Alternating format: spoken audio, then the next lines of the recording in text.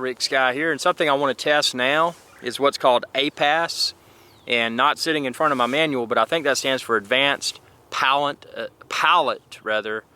Assistant Software, APAS. What it does, it enables a drone, instead of just obstacle avoidance, if it sees an object, in theory it should enable that drone to automatically pass that object. So without further ado, let's go ahead and go to APAS. It's this little icon here. It says, when enabled, the aircraft will automatically bypass certain obstacles when flying backward or forward. Always fly with caution and avoid using this feature when ambient light is too weak or flying towards small or thin obstacles. So that's telling me that it must be utilizing light somehow to be able to detect these obstacles. So we're going to say yes, APAS is enabled. I'm going to hit record on my camera. I am recording in 4K 30. I got some rain. I had my battery sitting for a while, so I've only got 90% battery. Go ahead and start my motors.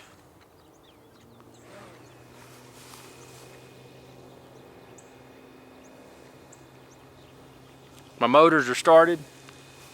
Let's try APAS out. So I'm going to take it to a safe altitude. The home point has been updated. Please check it on the map. And I don't know, should I use myself as that obstacle? That seems kind of dumb. Well,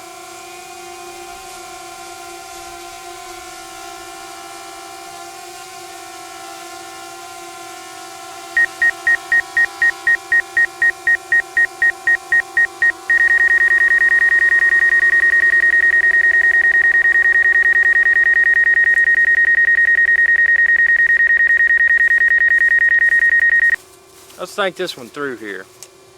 I know what I can do. I can go towards the camera equipment. Let's do that. Let's see if this avoids.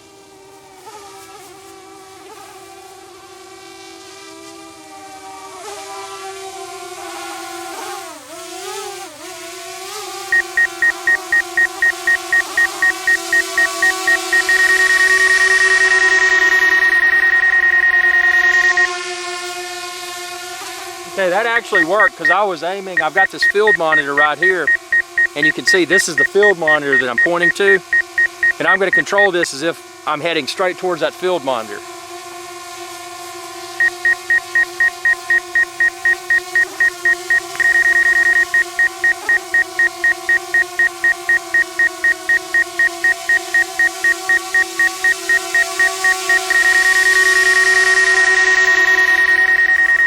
So as you saw there, I took my left hand off, so my only stick was the forward stick.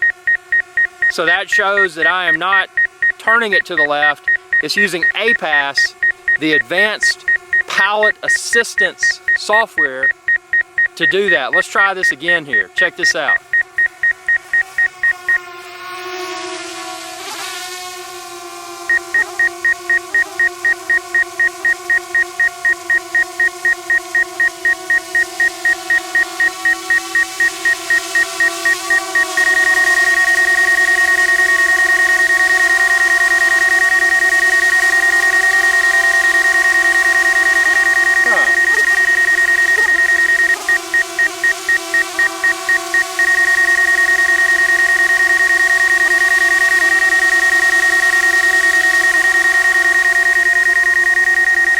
But curiously enough, that time it just stopped. Try again.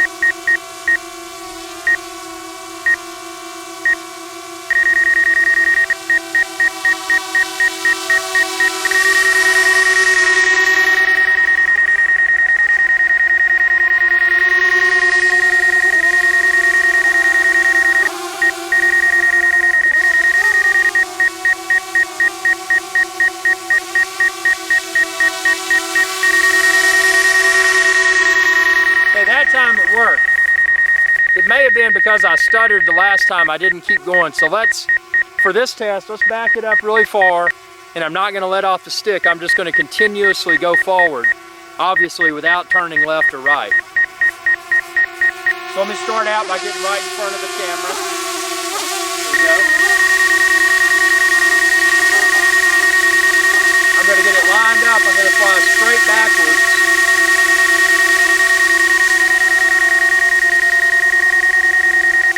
So it's going backwards. I'm gonna take it back probably, I don't know, a few feet. What's that, 15 feet or so? Now.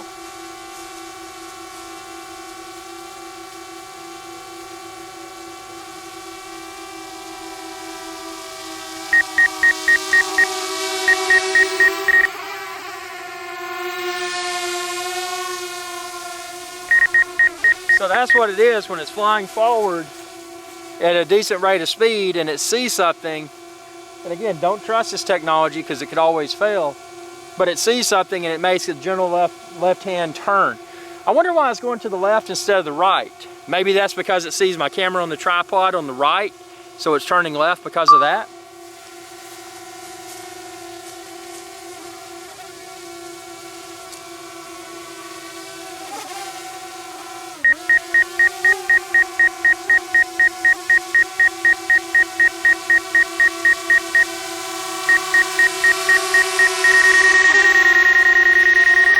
Okay, now what I want to do to test to make sure that my stick is not warped is we're going to put this straight right in front of the camera, and I'm going to go straight ahead, and let's make sure it doesn't hook to the left.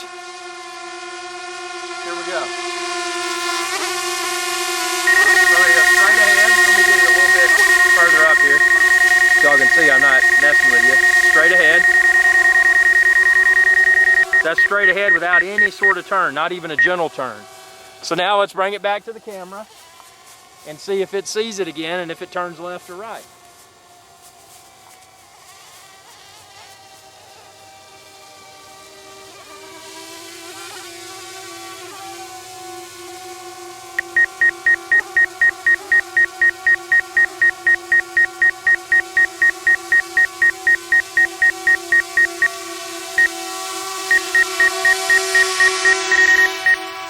So that's pretty smart.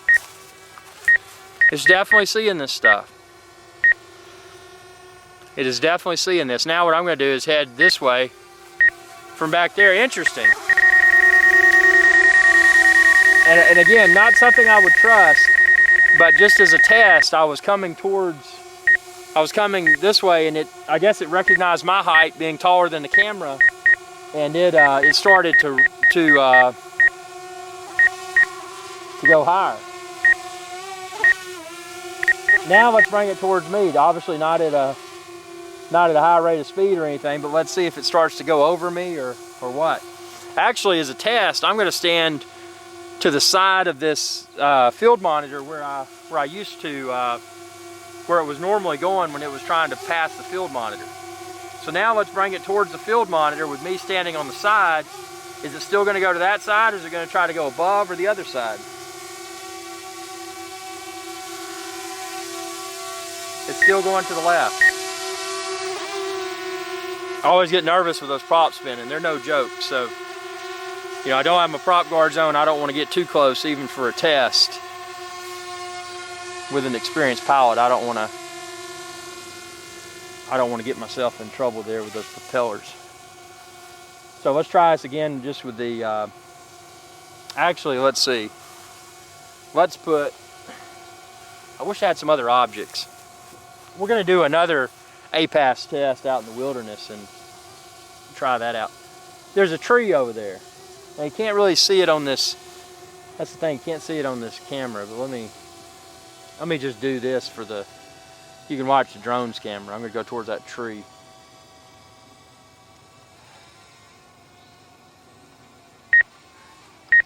Well, oh yeah. Yeah, it started to go to the left. So I guess, and that's something I'll have to investigate in settings, is there a way to tell it go left or right? Because my assumption is that it would be what's around that, because it, you know, we've got it would make sense that it would have gone to the left here because my tripod is to the right side looking in this direction, is to the right side of the field monitor. So the direction that it turned made sense because of that. But that's interesting. And again, this is just a first time testing APAS. And I think it may have slowed down the drone. Let's go full speed and see. With APAS on, we're going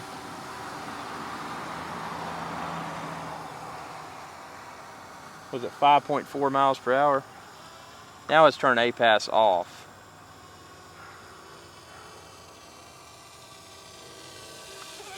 Now let's go forward with APAS off and see. Oh yeah, so APAS does apparently slow the drone down. Now with APAS off, just as a test in the same environment, let's do the same thing with APAS off and see if obstacle avoidance just stops it from hitting the field monitor.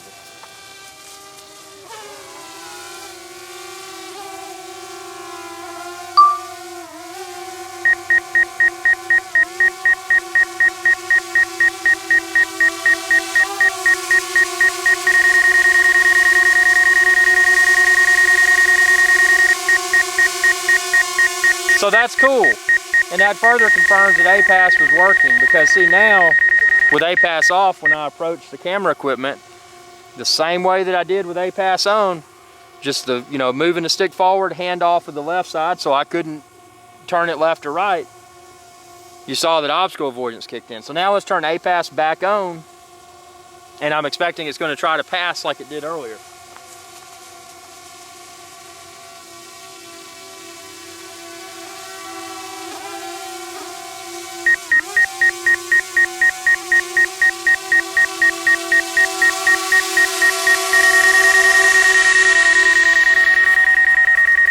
So I'll have to say APAS works, and I know this is a very, let's put her down here and we'll have some follow-up comments here.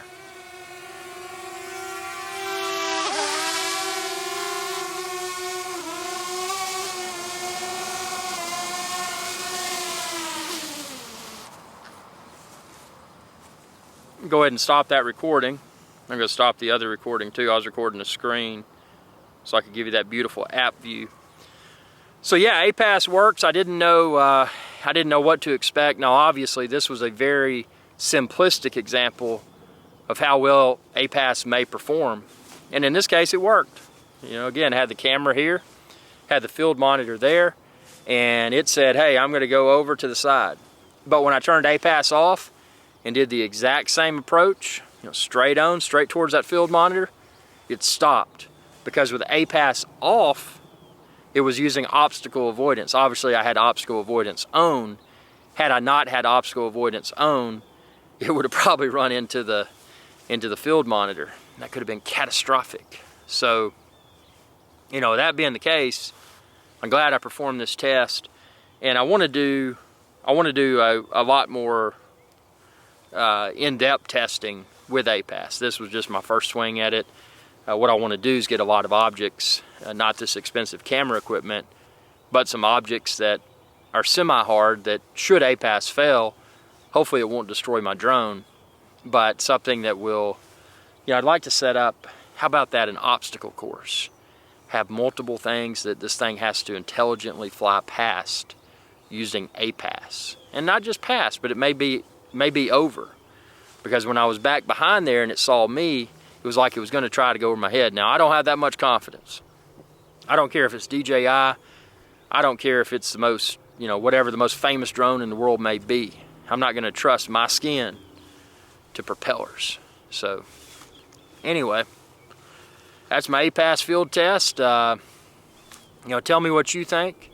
Have you used APAS? Did you have a good experience? Did it fail, or did it work well?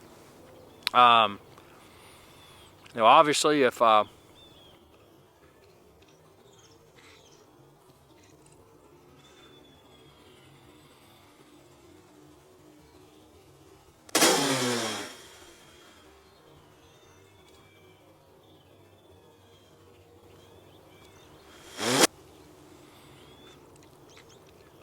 obviously, if you're looking for a drone, the Mavic Air or any drone, check out epicdroneshow.com. You can find all the bundles, all the colors, and the accessories, how-tos, and a whole lot more there. And also this controller, this really cool controller contraption that I've got. I think this is cool, and obviously I need to get me a shorter iOS cable like I have linked on there, but I'm just using this one for now. But yeah, and subscribe to my YouTube channel too, youtube.com/IrixGuy. Thanks for watching, and y'all have a good day. Hey y'all, IrixGuy here. If you enjoyed this video, please be sure to subscribe, like, and share. It's viewers like you that enable my channel to continue to grow. Thank you.